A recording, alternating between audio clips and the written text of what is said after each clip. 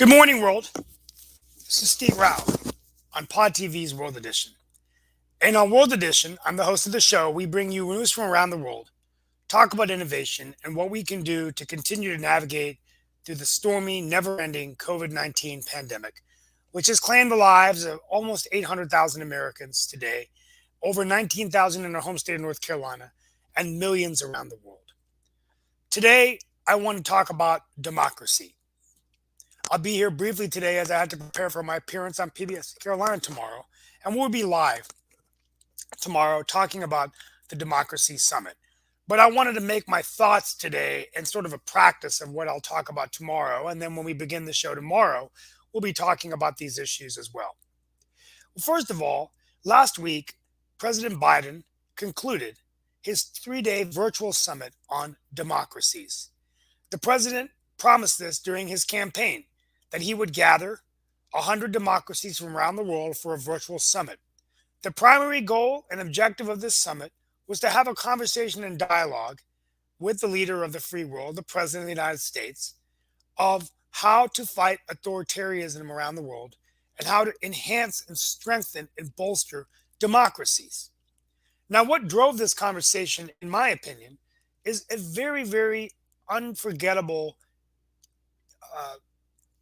attack on democracy, world democracy, on this president's watch. Think about it.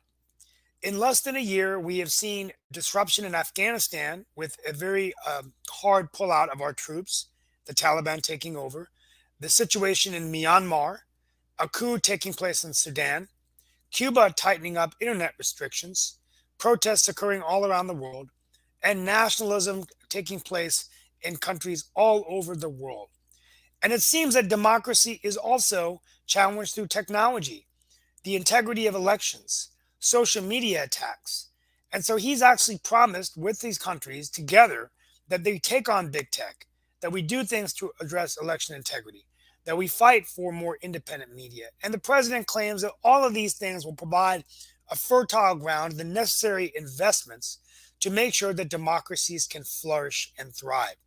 He's actually planning, or has asked for $420 million that nations would contribute to fight anti-corruption and to fight for these kinds of things to help strengthen democracy. The challenge is that this president faces challenges in his own country, as we saw last January 6th, almost a year ago, as there was an insurrection on the Capitol. We see in the United States a refusal to accept the outcome of elections, and we talked about that yesterday, and we're going to continue to talk about that today. As Republican legislatures are passing laws to make it harder to vote, but most importantly, states like Arizona, Georgia, Michigan are transferring powers or reducing powers of individuals like Secretary of State's offices that govern elections in the event that they can overturn the results of the elections. And even in a presidential election, overturn the results that the electors select for the President of the United States. This is why, as I close out my monologue, what's interesting about President Biden's approach is he's not only taking an outward approach as he deals with countries and helping them around the world with reducing authoritarianism and enhancing democracy, but he also challenges us in the United States and the world to focus inward. One way we could do that is through the Voting Rights Act and the John Lewis Act, and perhaps even looking at federal laws that would prevent the overturning of elections. We must also look inward at how the abuse and misuse of technology is fueling the divisions in our country, which only seem to be getting worse. There's no band-aid that can stop the bleeding of the political rancor and bitterness that is occurring and spreading in our nation like a cancer. And it's not a good example for the rest of the world, whom we're challenging to join the bandwagon of free and fair democracies, liberal democracies, where we have a strong state that can govern, but one that respects the rights of citizens, civil rights, and human rights.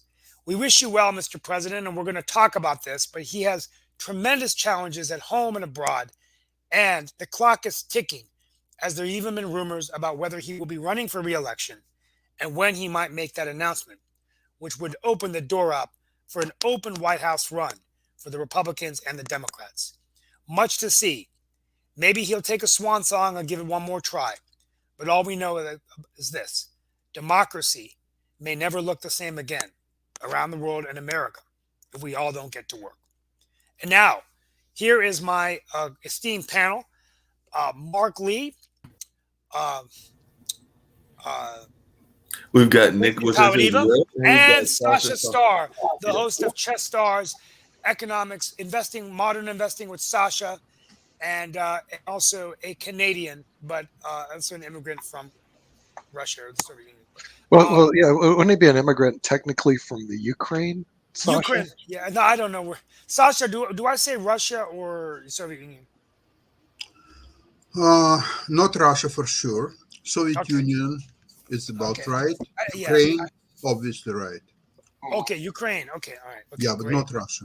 okay, okay, Not Ukraine, okay, Russia. You okay, Yeah. made that very clear. okay, Yeah, Although I okay. made that I very must say that my education and my first language is Russian, of course, so I cannot denounce it as it wouldn't would be Well, guys, that existed. was a But good practice, Sasha. okay, Well, thank you, Sasha. Thank you so much, and we learn every day of what to do, what not to say. But well, real quickly, I wanted to begin today by just I'm here for about 30 minutes today, but basically just doing my practice of what I'm going to talk about tomorrow on PBS. But the bottom line is this summit, which occurred, and this, we look at what happened in this president's watch: democracy crumbling, Russia and China on the other side, sort of, saying, look, we don't believe in this. We don't think you should gather these democracies. Do you think that this was? I'm going to start with Sasha. Do you think that this was a good act for the president to bring this virtual summit together, or do you think it's just more lip service and we're just going to continue to see more disruption taking place all over the world while we're dealing with Russia and China? I think it was a good act, but in the wrong time, so to speak. So now, Steve, I was very carefully listening to your monologue, and you mentioned several times during the monologue the democracy, liberal democracy, any democracy. But what is exactly? How would you describe? How would you pinpoint what exactly democracy is? Because probably different people in different countries mean absolutely different things. Yeah, Well, I thought Putin was elected, wasn't he? no, but and Yeah. that's a. I First of mean, all, the thing is, couldn't you argue that Russia's a democracy? Putin was Putin elected, believes that and Russia is he's the most actually very democratic. popular. Yeah, well, he's actually very popular over there. He's got like 86% popularity compared to what's Biden 30. I mean, so what's well, the beef here? well, first of all, I want to thank Sasha Starr for always asking the good questions and the tough questions. And I got to tell you, it's always hard because he asks them when we're live, but that's why I'm getting better as a media personality. But Sasha, that is a great question. And I think that's also the challenge that we face is how do we define democracy? Because it may be defined differently in different regions of the world. One disconnect I see is that in many countries around the world, they believe democracy is when you have an election, right? So I have an election. We elect a democratic leader like Venezuela did years ago. Haiti tried this, but then within a few years, you just have a coup. Someone takes over, or the democratically elected leader becomes a dictator, like in Venezuela, right? So, so what So you're saying is that as long as the leaders are voted and there is an election, it is a democracy. The moment no, there is a no, coup, no, no, no, no, no, no, no. okay. No. What I'm saying is that in order to have a democracy, and I don't really have a definite answer, but you have to have not only the elected leaders, but you have to have the institutions in place strong enough to make sure that you have a strong government, right? But there has to be a respect for individual human rights, right? So, like in America, for the Republic of the United States, I can have a government that tells me, you have to wear a seatbelt, you can't drive on the road, you can't do this, you can't do that, federal, tax regulations, but I can go out on the street and burn a flag. I can refuse to stand for the Pledge of Allegiance, right? I can say whatever I want pretty much because of the free speech. And so a democracy, that's the way I define democracy, is that you have to have both. So we couldn't, for example, cut off the internet if somebody didn't like what we said, right? Now I know I'm not really answering your question, but I think this is a good conversation to have is it might be defined differently by you. it might be different. Be defined differently in a Commonwealth country, right? So I think this is a Yeah. good conversation to have. Steve, if there is, I have really difficulties with this terminology. It includes democracy as the really a name for the society, country, or just name it. And it seems to me that if you start from history where it started from, like ancient Greece, and we believe that this is a model of democracy. But if you think about it, the slaves, of course, could not participate in Greece start democracy, right? So, and by the way, the democracy in Athens was eventually destroyed by Spartans people, uh, and therefore, in my opinion, today democracy it's a beautiful word, but the concept is very loosely defined by different groups, different countries, different politicians, different. It's so amorphous today that I'm wondering if there will be a decision at some point to completely forget about even this word, which is sounds really say here, like that sound, democracy. It's almost like a operatic. Uh, Aria, and you can actually put a melody on this. It's wonderful. But actually, what it means, where is it implemented, where is not? It's very subjective, and I'm interested if you guys will agree with me. Well, I'm going to actually throw some more gasoline into the whole conversation because that's what I do sometimes, is throw gasoline onto the conversation because you ask about democracy. And a lot of times when democracy is mentioned, there's also a concept called political prisoners. And there are some people that would say that those don't really exist in the US. There are others that would say that there are tons of political prisoners in the US because of their viewpoints. There might be some members of MOVE that are still serving prison terms. There might be members of the Black Panthers that are still serving prison terms. There might even be members, and Nick can correct me, but I think they're still members of the Weather Underground, which is a group from back in the 60s that is still in jails, cells, and things of that nature. Are And they in jail cells in Russia and China where we're protesting? Is that where they're at? The Weather Undergrounds and no, in I'm talking about people the that are actually political in jail prisoners cells in here. So China? that's the question I'm asking is, do political Oh, prisoners exist oh, here in the United States? Because oh, there might be some people that might argue that political prisoners don't exist here, but no, oh. they're So in jail we're cells. boycotting the Olympics in China for their political prisoners, and we're not discussing ours. Is that what you're trying to say, Mark? That is exactly what I'm trying to say. Oh, okay. Yeah, that's very interesting. Well, as you know, might makes right. Right. So it is So what it is. yeah, Well, that's what the thing is, Well, when it comes to democracy, it seems to me, Sasha, it's a nice little buzzword and it makes people feel inclusive.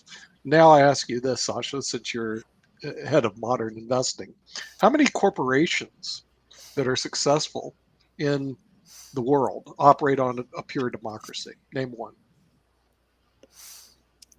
Sasha, name a Yeah, I corporation. difficult. I think the closest countries to democracy are Scandinavian countries, whereas Denmark, Sweden, Yeah. Norway, maybe Iceland. Mhm. Finland. Yeah, Finland Yeah, but what could about make it there. successful companies? Is IKEA, is that a democracy? Is IKEA, it's a Scandinavian company, is it a democracy? Does everybody vote on all the decisions that come out of IKEA? Well, it's a corporation that Is apparently, Facebook a at least democracy? How about Tesla? Facebook, no. Is But, Tesla a but hold on. democracy? But IKEA is not operating in an ideological or so-called big lies forms. At least, okay, it's making furniture, make it affordable, nice Sure. practical designs, distributes all over the world. So at least it's not fighting democracy, that's for sure. I don't know if you can call IKEA democracy. It's a corporation that Right. is more or less run quite well. and it's profitable. It's fulfilling the expectations of shareholders and stakeholders and so on. Yeah. So IKEA is okay by me. Maybe it's not ideal. Maybe we'll find out if we look really closely. Maybe they're torturing children and raping women and But so on. But I've never heard of Yeah, it. but hey, Yeah. but Nick, hold the on a second. problem is there's a big myth on this democracy stuff. No, and I want to like, get to that myth, Nick, because one yeah, of the things I was going to ask is, I was part of 10 years ago, and it was still very much kind of like Brexit is now. I was part of this thing called Occupy, Occupy Wall Street and things of that Sure. nature. And one of the things that they talked about was this whole notion, and it still exists now if you want to talk about businesses, of corporate personhood, where corporations, even in the legal avenues, are treated as individuals, and sometimes they even have the same rights as a legal person. So that was the whole, well, it wasn't the only tenet, but it was one Yeah. of the tenets within that whole movement, and everything was, how can corporations be treated almost as people? So wouldn't that be the same thing about what you're talking about, is if corporations are being treated as people, then they also shouldn't be treated as democracies, which is kind of, I think, what part of the basis of that whole movement was. But I was just wondering your thoughts, because that was a movement that was out there 10 years ago, and there's still some people out there that still follow those tenets and still are upset with corporations that are kind of running amok, and sometimes they're even running and really exercising their power. We talk about which is those corporations that are in social media and that social media world: Facebook, Amazon, Sure. Netflix, Google, the rest of them, and things of that nature. But I just wanted your thoughts about the way that even our corporations, like you just said, aren't necessarily treated as democracies, and then they also have excess power, which is what Occupy was fighting against. Yeah, well, there are some corporations that are ESOPs, employee stock owned. Mhm. In the United States, the biggest one is Publix, which is a shopping center just recently moved to North Carolina. Yeah. Most Too big. I get lost in there. yeah, but the thing is, they are employee owned. So when you go see the cashier, she has stock in Yep. Publix. Most Packers corporations too. are, pardon? The Green Yeah. Bay Packers too. The Green Bay Packers too. Most corporations are owned by absentee shareholders that don't really, they're not involved in the company at all except to get profits off the corporation, which is has been the tradition. That's a great idea. Why don't we do that? I mean, What? provide more. Well, we all figure, yeah, my stock isn't worth the paper it's written on, but what if there was more opportunities to give people a piece of the growth? Sure. And so that way you could really reduce poverty by someone going and working minimum wage or whatever at McDonald's or whatever. Give them a piece of the pie, because all these profits are going back in the bank account. Now I know companies have to grow, but maybe they could take a percentage of that. Sure. And that could be a good way to create your own income so that you Yeah, can pay the bills. Actually, ESOPs do exist, employee stock option programs, employee stock ownership programs. They do exist, but they're few and far between, Steve. In other words, most corporations are owned by outside shareholders and inside executives, and they have the power to do anything. I'll just pick on Facebook since we're rebroadcast. It's mainly all the powers in Mark Zuckerberg, because what he did when he recapitalized the company, he took the only voting stocks. In other words, he has all the voting stock. And then he issued non-voting stock. So when you buy Facebook shares, you're buying shares in basically non-voting stock, as he has total control over the corporation. Of course, this runs into a media problem when he's in front of Congress and somebody says, well, I didn't make the decision. I sent it to my board of advisors to make the decision. And then somebody goes, well, the ultimate decision is Mark's. It is. It was legally set up that way a long time ago, so he makes the decisions when it comes to Facebook. A lot of the inside, management of companies is just not very well known to individuals because it's not transparent. And it is transparent if you want to do your homework and dig for it, because they're public companies. But let's go to the private companies. They're completely non-transparent, like Bechtel. A lot of people don't know who Bechtel is. One of the largest engineering firms in the world. Okay, but it's privately held on purpose so that you don't know the internal workings. Let's go to North Carolina. SAS Systems. No one knows who it is because it's not publicly held. It plans to go public, by the way, in 2022. So it'll be a whole different. It'll be a I've been whole saying different that for story. years, but we'll see No, if it I think happens. Steve, I think SaaS Systems is actually going to go public because Sol and Goodnight are getting up there in years, and they're looking to transition the company Actually, somewhere. there They're is in a their public 80s, company that but is quite attractive for certain shareholders. which The is that? company is called DWAC, DWAK, DWAC. What do they do? What it's doing, okay, it used to be a SPAC, it's a highly Sure, it's back, speculative right? vehicle that basically it's a bank account checking Right. book. Yeah, the No blank check. interest, nothing. Sure. And that company, so their stock would be trading, say, at $10. Yeah. Then it makes announcements that it will be joining by Trump's digital corporation. Oh, that one. Okay, Okay, right. now we are talking, baby. Now the stock is going from $10 to $175 in a matter Right. of 2 days. Wow. And Wow. now people who are there, they are making tons of money. Yeah. But average Joe is not shareholder of the stock. Yeah. Must So assume. real quick, yeah. So anyway, real quickly as we finish up my thoughts on this issue, there was some talk about we've talked on this about big technology. I can't find it, but There was something about Australia, Denmark, or Norway partnering with the United States, I think, to attack technology and to look at what we could do in terms of misuse of technology, adjusting the integrity of elections. So I think this is something they're trying to do around the world. Do you think that this would require us?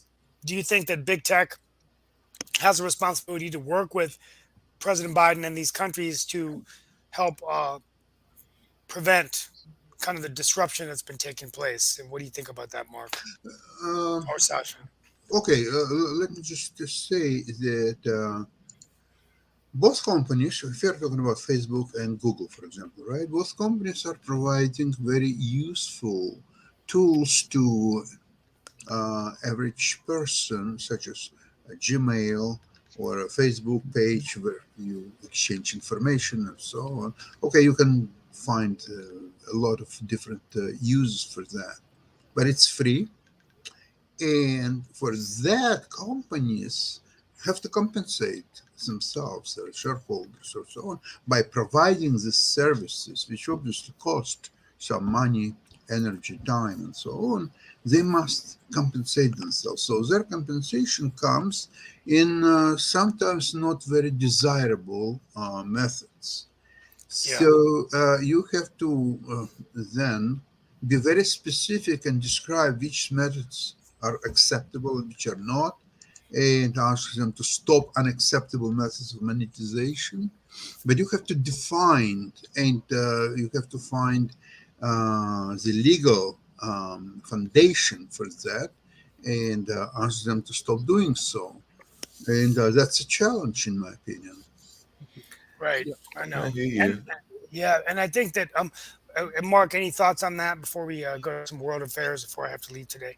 Well, I know you had to leave and everything, but definitely, I think that we've got to make sure that the corporations are being responsible as well. So I definitely that's something that I love is responsible corporations. I know that that sometimes seems to be almost an oxymoron, but I do believe in that possibility and those being responsible, even in the sense of the way that they treat their common citizens. I mean, I think I just heard Sasha say that even like those services like Google and Facebook are free, and some of them are free, but then depending on what you're getting, they also will tax services on. Because I know I've had some funds that have been paid to make sure that I get a certain amount of Google privileges or Google things that they provide and things of that nature. So for the most part, you're right, they're free, but sometimes they also are trying to be like any other corporation and make a profit. I mean, it may not be that big of a profit, but if they're getting say $10 or $15 from me, and they're getting that from thousands or hundreds of thousands of people, that's a pretty good way to make some money, I would think. What do you think, Nick? Yes. Yeah, I mean that's what they're designed to do, Mark, is to make money. And the thing is, big tech has proven their model of scaling around the world works. Like Facebook right now has 2 billion followers on Right. Facebook. I mean that's a pretty good That's a pretty chunk big, of yeah. people. That's it. Well, a couple Yeah, of things going around the yeah. world, and we will be live from PBS tomorrow. But I did want to just give a sad note to everybody that And we're going to continue this discussion tomorrow. So I'll be probably opening my monologue with some kind of a follow up to this, and then we'll talk about other issues. But the COVID death toll has surpassed Yeah. 800,000. Yeah. Broadway shows are starting to cancel performances. Metropolitan Opera is requiring boosters. And loyalists in Congress, as we move to politics, are fighting to keep Donald Trump in office by pressuring government officials to, and plotting to disrupt the January 6th election. So uh, the Federal Hey, Reserve is going to wind down its economic stimulus more quickly to fight inflation. And the Senate did pass that 768 billion defense bill. The president did visit Kentucky, tremendous devastation, mhm. and Derek Chauvin pleaded guilty to violating George Floyd's civil rights. And that's really about it. I mean, we're going to talk about abortion a little bit tomorrow. Lots of talk about what's going to happen with Roe v. Wade.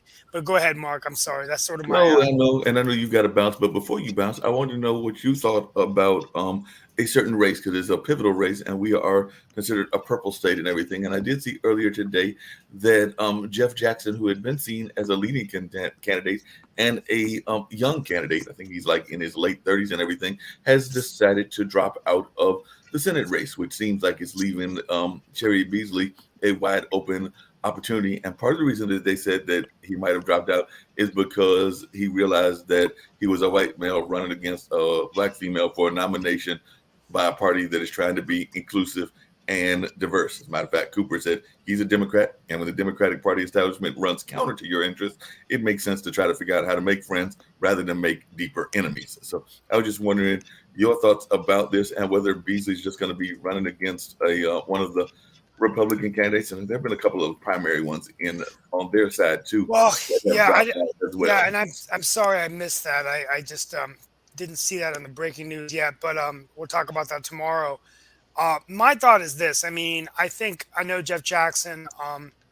He is a very smart man, a respected service to the nation as a veteran. I think that, first of all, it might have been that he did not want to run against a black woman. It would be hard to run a primary. I do think that he has a good statewide machine. I have heard rumors that he might be looking at attorney general when Josh Stein runs for governor. And instead of running through the primary and losing, he can keep that infrastructure in place and then make an announcement, and then he would just be automatically a front runner to run for the AG office, and or another higher office. But with that being said, I think also he might think that this is a hard race to win. If you look at the president's approval rating, I believe that the 2022 race in the Senate will be very hard for a Republican to win. I mean, for a Democrat to win. Mhm.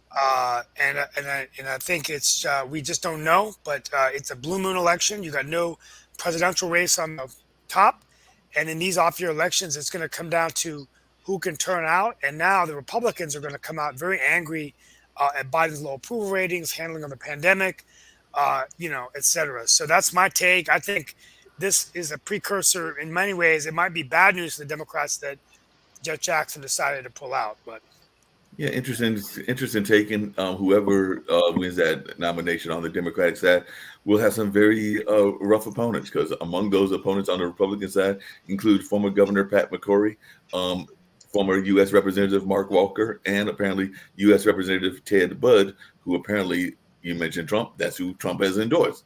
Budd. yeah, and I think the final factor before I leave that is important is, and Sasha, I know we're boring you with American politics, but in our system, the primaries keep moving because the courts are coming in and changing. So Yeah. for those of you who are listening around the world, a primary is when people from both parties, from either party, will contest to who wins the nomination, just like in the presidential election, right?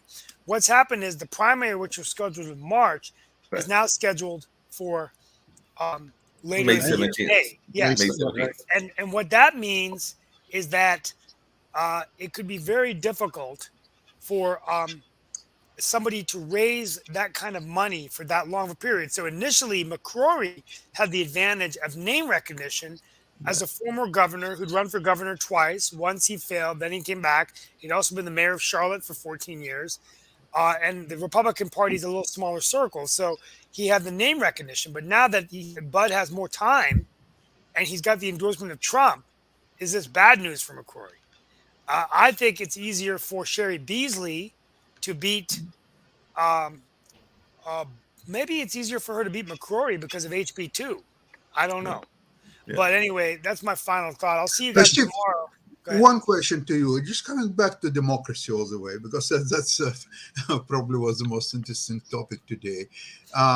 Would you agree that democracy is when the rule of majority is obeyed, and when people are disagree on something, they vote and the majority wins, and that is a democracy, so to speak? Well, look, I think you're right. I think that is another definition of democracy is, I think what you're saying, Sasha, is the popular vote. That if you win the most votes, You don't have to call it popular. You call it just a vote, and the okay. majority who So, wins. That is a rule for everybody. So minority, although they had probably different and maybe even opposite opinion, but because there was a vote and the one side wins, another one loses, like in chess quite often happens. well, what So would happen? but the majority that's becoming something to obey by both majority Well, and based minority as well. based on that definition, that's the challenge we've had for a couple of presidential elections. Is like with Donald Trump and Hillary. Hillary won the popular vote, the most votes, but the presidency went to Donald Trump, who won the electoral college. And so he kept claiming this is the mandate of the American people, but really was it? Because more votes were won by Hillary, right? So one way we could change that is to abandon the electoral college, is what the Democrats say, and just leave it to the popular vote. And the democracy is people who win with the majority vote. Sasha, I like that. Of course, I But think the it's more. question is if that's probably desirable thing to do, why Democrats never done it? I don't know. Well, not only that, but I just want to come back to something that I know was another topic that Nick brought up and everything. By Sasha's definition, the majority rules is what should be enforced and everything. We should have no discussion around Roe versus Wade because even your own poll found that the majority of the people were in support of Roe versus Wade. So it shouldn't even be at the Supreme Court because I think your poll said 70% were in favor, if I remember correctly. Yep. 70% said keep Roe versus Wade as it is, Mark. But this goes back to we're not a democracy anyway. So, what is it? And democracies don't always work. In other words, there's a myth that just because you have everybody agree to something means that decision is correct. A good example that Sasha knows in chess, you have the world champion versus the world. Okay. The world champion usually beats the world because the average person makes average decisions. Magnus Carlsen makes above average decisions. So did computers. Let's even go back to the busing. There is one ethical question. Yeah. Okay, so let's see. Sure. There is a disagreement on certain question or an idea. Okay. Right. Now you are basically of the opinion that one of the decision is correct and another one is not. Depending on what it is, yes, that is. Yeah, correct. depending on what it is. Agree. Yeah, depending on what the issue is. Yes. What you're suggesting that on one side there is an expert opinion, Yes. and therefore that opinion would be right, and another one which has no expert opinion or a weak expert opinion or so on. So that's higher probability that. Okay, I accept that. Right. Now there is one only problem is that there is a majority of people, let's say 70%, Sure. would like to have certain things to be done a certain way, Sure. and there is a 30% Yeah. want to do it the other way. So let's see this 30% ultimately right, although it's hard Right. to say by what definition and which mechanism is there to make 30% right and 70% wrong. But even if it is so, the 70% would be very unhappy about this Right. situation. Yeah. However, Yeah, but let's go further because this is just one anecdotal evidence with Roe versus Wade 70-30, Mark. But there was back in Alabama a law that was passed by the majority of the people in Alabama that blacks had to give up their seats for white people. I mean, this is just pure fact in 1955. This lady said no. She was arrested by the state of Alabama. Alabama voters all said yes, and the Supreme Court said no. She doesn't have to give up her seat. Same with Rosa Parks. This is another ancillary evidence of a minority people that happen to be in the Supreme Court making a correct decision where the majority makes an incorrect decision. Just because you have majority votes doesn't mean they made the right decision. So even you go 70-30 Roe versus Wade, that doesn't necessarily mean it was the right decision. So democracies don't always come to the correct conclusion. Now here comes the other part. Does the how do you say, the quote ruling class always come to the right conclusion? Well, that's not true either. Sasha, I mean, that was the whole Russian Revolution, as the Romanovs basically was screwing up the whole country, and so off with their heads they went, and the Russians shot them. So the thing is, who makes right decisions? Computers do. Okay, I mean, computers are better at making decisions than people, and that's the reason where gerrymandering, which is an issue here in North Carolina, there are computer-based models that actually come up with better solutions than human beings when it comes to just issues of gerrymandering. I'd be very interested to see what a computer-based model would come out with. Machine learning. Well, guys, I'll see you tomorrow morning. I'll be. I may have to take my parents to the airport, so I'll be on for. But I will be opening. I'll be opening the monologue from PBS, which is always a great tradition to be there live on the set. And 3 weeks in a row I've been on there. 2 weeks in a row, which is good. So thank you all so much, and see you tomorrow morning. Okay. Okay, I wish you'll spend some time working on definition for democracy. We're still wrestling with democracy. Well, that's a good homework assignment. I'll do that tonight. Thank you, sir. Exactly. Hard one on democracy. Hard one, difficult one. I am going to get to the poll because I know you asked me that. I'll get find it out and everything. But before we get to I got to get to this poll before we get to the poll information, there was a popular game, and it actually comes to something I was going to ask Sasha about before we get to the poll about the word president. But there was a game that was very popular. I used to love playing it myself and everything, called Risk. I think we've mentioned it a couple of times. It was that whole battle game and everything. Not quite chess, but it was still a fun game to play and everything. And one of the things that you would always do in Risk is create alliances. And I can't remember if you were here yesterday or not when we talked about it, but apparently the Russians and the Chinese have gotten together and have created an alliance. They had a video call yesterday, and they're talking about ways that they can merge together. And as one that used to live in the Ukraine, I was wondering, do you think this alliance will work, and will it disrupt our world politics? Because that's what would have happened in the game of Risk. If you get the Russians and the Chinese together, you get things disrupted. Sasha just disappeared. Yeah, Sasha just disappeared on this, But this will be a good issue for him because he's back.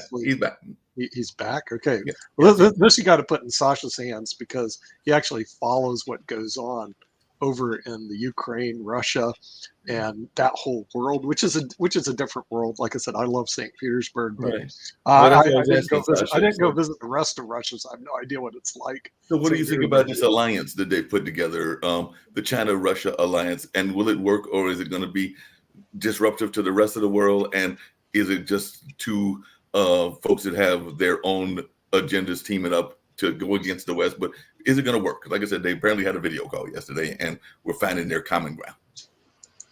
Well, this alliance is a great advantage for Russia and China because we're talking about huge landmass,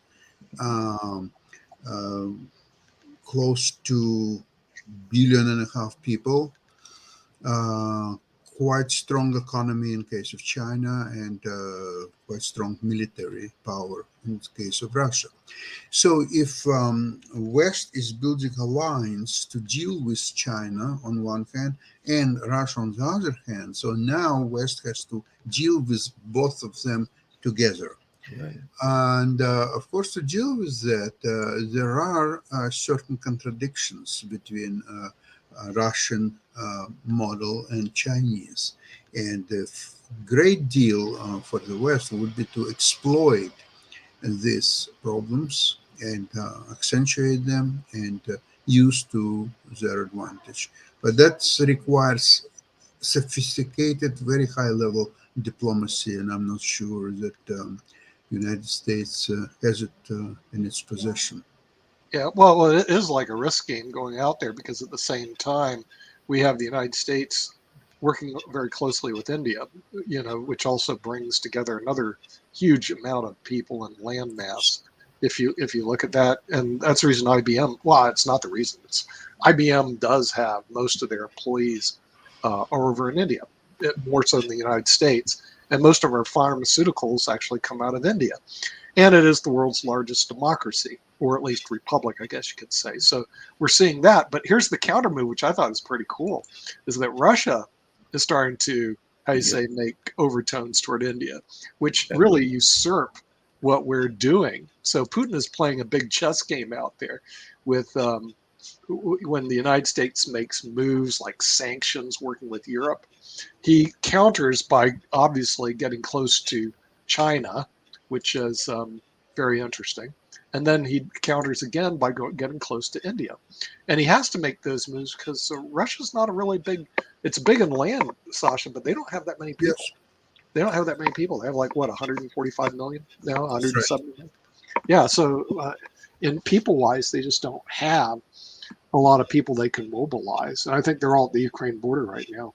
So, after a while, he just doesn't have that many people compared to the United States and India or even China. So it'll be interesting to see how he plays out, especially, and I know it goes off the air here, but I think we're going to have to really take a look and see what's going on in the Ukraine. Because I don't know what he's going to do there. In other words, that whole issue. And then also we have the Polish border issue, with Belarus and Poland going on. I thought that it's been resolved already by now, the Polish border issue. How did it get resolved? The Belarus took out all those people from the west, most of these people were from Iraq. Actually. Yeah, right. Yeah. So they boarded the planes and they just flew them back to Iraq, where they. Oh, really? Okay, so they sent them back. I think it was the last few days, and in my opinion, well, there are maybe some people are hiding somewhere, sure, here or there, but I think that issue was, in my opinion, was resolved already. Yeah. Now with Ukraine, Russia is using Ukraine to get some concessions from the West, whether it will be all these penalties, sanctions, everything else against Russia would be stopped at once by the West, and there would be no further expulsion of NATO countries. So they will be stopped right where they are right now. There will be no new members. Right. And specifically, of course, he's talking about Ukraine, because Ukraine would be very dangerous for Russia to have a status of NATO country. But you see, today there is another thing is at play. You don't need to be a NATO member. You can be a privileged partner, for example. Yeah. That would be probably the same thing as you're a NATO member, and it depends what wording is it, what the status, and what is the language of this so-called partnership. It could be even more advantageous for Ukraine than being a full NATO member. Who knows? So anyway, Putin is fighting very hard to achieve most preferable status for Russia, which is natural for him, being the president of the country with the support, as you say, 86%. In my estimation, it's twice less than that. But it doesn't matter. He's a popular leader. Yeah, Mark, switching the subject just a little bit in the United States, how's the worst president poll? Were you able to find out how many people? Yes, I was able to find out. Your total views right now is at 445,394 views of the feed. And your good buddy and Sasha's good buddy, and yes, I'm being facetious with this, Mr. Trump has taken the lead. He was falling behind Carter, but right now he's got a 41% lead to Mr. Carter. And then, like I said, Nixon is falling at a distant third, and Buchanan, my historical person, is way down there and everything. But yes, right now, Mr. Trump has taken the lead with 41%. And the votes are very close. That is out of 12,858 votes. And that's a lot of votes. And we still got 3 more days to go and everything. But right now, Trump has got 5,208. Carter has got 5,187. Nixon has got 1,611, and Buchanan has got 852. So right now, Trump is leading in that particular race and everything. Lock him up. Lock him up. Well, actually, we have a show going on. I think it's next Tuesday at 1 o'clock, and we're just going to do a preview of that.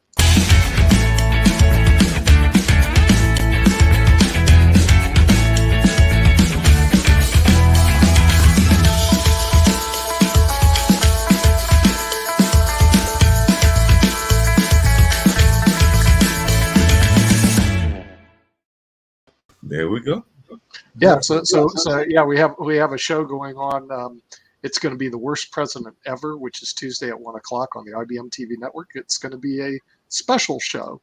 And we're going to bring up some other people that were not on that list because, like I said before, the poll only let me give 4 choices, but there have been some interesting choices. I know that definitely one of them I mentioned before, and Sasha agreed that they should have been on that list, but definitely people have mentioned to me Mr. Jackson, but they have also mentioned Woodrow Wilson, who apparently is the reason that we have this whole tax system and the Federal Reserve and a number of other things in our system that we still are dealing with, even though he was in office way back when. And there have been some other folks that they wanted to have thrown in there, including, of course, our current president and a president not that far removed from the current one, which would have been Obama. So there was a couple of folks that they wanted. Well, and George Bush didn't have an opportunity to. And George Bush was another one that was mentioned. So I think this will be our preliminary round. So after we do our Worst President show, we'll do another preliminary round, Mark. Okay, and you can add those 4 names. Right. So and then you know. No, actually, Nick, you can do 10 programs. Each program you eliminate number 10, then number 9, number 8. We could continue eliminating them, but the thing is, our final program for our final winner is going to be February 21st, Sasha, which is the United States President's Day. So this way. Wait a minute. I'm liking Sasha's idea. We can do this whole Survivor version. So, like I said, we start off with 10 and we eliminate one every time. And then by the time we get to President's Day, we've got the worst one. I like Sasha's idea. We need to do it as a Survivor show. Yeah, do it as a Survivor show, Mark. So so the thing is, put it together as a Survivor show. And as soon as this poll expires, we'll put another one together till we make our final Survivor on February 21st. And you maybe you should try on February 21st to invite the winner. Oh, we will if they're alive, because remember, in presidents we go down to like John Tyler, and he's been dead for centuries. We can invite him, but I doubt if he's going to show up. We have a trophy. I'm looking to get a trophy, something like this, to give to the winner, and then send it to their. They all have libraries, or they have. Wait a minute, but we don't have to stop just because they're gone. There's these things called seances and everything, so we can we can still invite them. Yeah, well, it'll be very interesting to see who actually wins this. I don't think a contest has ever been done on the worst president, Mark. Not that I'm aware of. So this could be quite interesting. Yeah. So the worst president show is going to be a IBM TV special, but I did like the views. I know back then I had 431,438, but looks like we're over 445,000 right now. Yep. And counting. Very good numbers. So yes, I would say, Sasha, these are good numbers. Yes, I would agree. So the Worst President show will start Tuesday at 1 o'clock. And I think if you would have a question who was the best president, you wouldn't have 50% of this. You wouldn't get as many votes. No, I don't think so. There's, for some reason, people are attracted to the worst president. If you said the best president, everybody would go to sleep. The worst president, everybody has their opinion. So anyway, that's been pretty much a hit. And and we'll see how the show goes on Tuesday, and hopefully everybody will tune in. Actually, we got a lot of people look like they're going to tune in live. There's never been a show, at least this is what I've heard, the worst president ever. It's like the greatest of all time. They always have goats now. You're the greatest of all time in whatever sport. Like Simeon Biles is the greatest Olympian. Tom Brady's the greatest quarterback. But that's always greatest. What about the worst of all time? They don't have anything like that. So I think, Mark, you got a hit, but we'll see how many viewers we get on. Speaking of hits, and it was an article. I wish Shaquille was here, but Sasha might have some interesting views about this as well. And I've mentioned it before. We've actually got one at one of my places that I work at, meaning the Hayti Heritage Center. But I was wondering, and this is like I said, I understand the reason for having them in terms of representation and wanting to provide a positive imagery for people and everything. But I was just wondering your thoughts when you see Santa Clauses and other things that are not the stereotypical image. Because actually, the New York Times did an article today about the diversity of Santa Claus, and there's definitely are Black Santas around the country, and I imagine there's even Latin Santas and other Santas as well. But I was just wondering, both of your thoughts when you hear of things that might have had a certain image being changed in order to give what they consider greater representation or to give people the view that they are being included. We've even seen the same thing with Barbie dolls because there is now some Black Barbie dolls as well. But I was just wondering your thoughts as to whether it's something that is needed or is this just another example of political correctness or incorrectness, depending on your viewpoint on that. So I'd love to hear both you and Sasha's thoughts on that as we wind down the show. We've only got a few minutes. But tell me, is there such thing as a Chinese Santa Claus or Indian Santa Claus or something like that? I'm not aware of that at all. Possibly. And actually, see, this goes back to historical inaccuracies. Santa Claus was actually dark-skinned from, I believe, Turkey or a Middle Eastern country. Mm-hmm. And then Coca-Cola goes, well, that won't sell here in the good old United States in the 1920s. So they created their version of who Santa Claus was, and they pushed it out all over through Coca-Cola. Well, what was their idea? But Santa Claus can be anybody you want him to be. I mean, because the realities of it's based on the Saint Nicholas. The Saint Nicholas was actually from the Mediterranean. And so, I guess you could have a Chinese Santa Claus, an Indian Santa Claus. It doesn't matter. There was a song a long time. I don't care what the white man says. Santa Claus was a black man. Possibly true. But it's not true. Santa Claus has some kind of Scandinavian or even German. Yeah, right. Yeah. You could have Scandinavian, German. So it depends on what country you're from, how Santa Claus is viewed.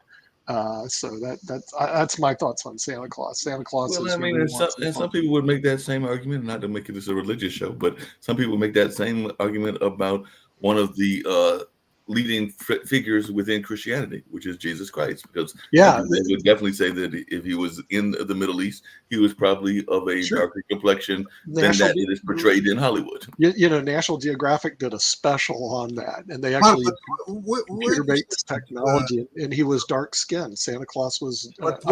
Jesus was Jewish. But wait a moment. Not only that, Jesus is the Son of God, right? So, are you implying that the God was black or is black? No, God was Jewish. That's the realities of the situation, Sasha. So the thing is, the fact is he was Jewish descent, and the thing is, what happened? He's been gentrified to look like he's not Jewish. And that's been going on for decades. And then Adolf Hitler and his craziness goes, we're going to kill all the Jews. Why? I don't know. That's certainly anti-Christian to do that. But he had this, he's a bit of a nut. So the thing is, that's the real history of it. So, and National Geographic did do a great computer simulation of what they believe he would look like, because he was from the Mediterranean, and most people from the Mediterranean are dark skinned. Yeah. What was his reason again? You mentioned Hitler, and I know I studied history. Oh, but Lord, he was just pure anti-Semitic. I mean, the thing is, he wrote a book called Mein Kampf that basically explained all the nuttiness stuff he was going to do when he was in prison. He wrote the book when he was in prison. This guy wasn't the greatest person in the world. How he ever got leadership was real simple. He gave people what they wanted, which was Germany was really, people were starving because of the Depression. And he basically pulled them out of the Depression by, giving them what they wanted, food, taking over land and stuff like that. So all of a sudden he became this national hero because of that. But he had a dark side to Adolf, and he had some really delusional ideas. One was taking over Russia. That was a mistake. It was stupid. The sad part is, and this is something we'll never know, why happens he never invaded Russia? He just consolidated his position in the Europe. In other words, he has France, Italy, some of those countries. Then it may have been a different cat, because if Russia didn't get involved, Germany may be still around in their current state. So, and then they said, well, what about the killing of the Jews? Well, what did Stalin do? He purged a bunch of people. It had just been brushed away in the sides of history, just like Stalin was brushed away. I don't know what Stalin did, but apparently he was pretty much a nut over there, Sasha. Stalin killed, according to Solzhenitsyn, for example, he killed well over 40 million Russians. And it's not those 27 million that Russia lost in the war. It was even before the war. Right. Now, the thing is that even Hitler, he didn't kill so many of his own people. Maybe a fraction. Now, from the reasons that he invaded Russia was that after taking almost flawlessly and effortlessly, rather, almost all Europe, he was shocked by resistance what Britain massed against Germans and all this bloody war over the Atlantic and over this channel. And Hitler started to think, what the hell they're fighting so hard against us? Why are they doing that? Because we will take over them in just a matter of time.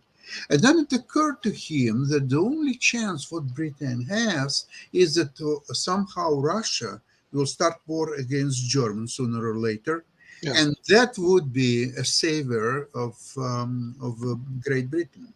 So that's why he figured out that it would be much easier to take over Russia than to defeat Britain, because they were resisting so hard. Right. And apparently, I read one book where it shows how Britain was producing more and more aircraft to fight Luftwaffe. And Hitler didn't have the end of it, but because Britain's system of producing aircraft was so advanced, and all the people were working on that. So he said, oh, what the hell. With Russia, it's much easier to have incredible territory size-wise. So we will just march in with all the tanks and airplanes and so on, and we will take them over. And that's exactly what's happened in the first few months of the war with Russia. They were taking city after city. They were advancing about 50 kilometers a day. Yeah.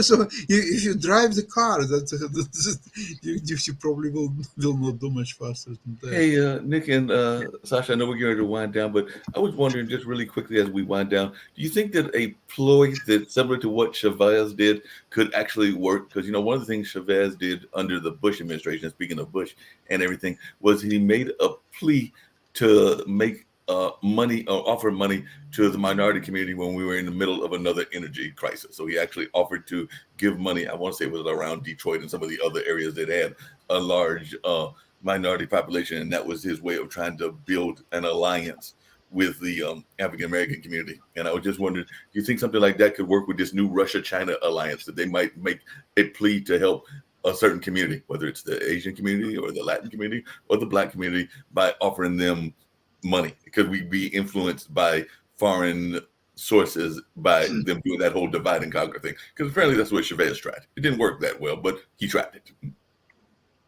Yeah, I mean that's possible. I mean that's what they do already, is they try to influence elections in the United States. So certainly they could do that. China has been very good at slowly buying other countries' infrastructure.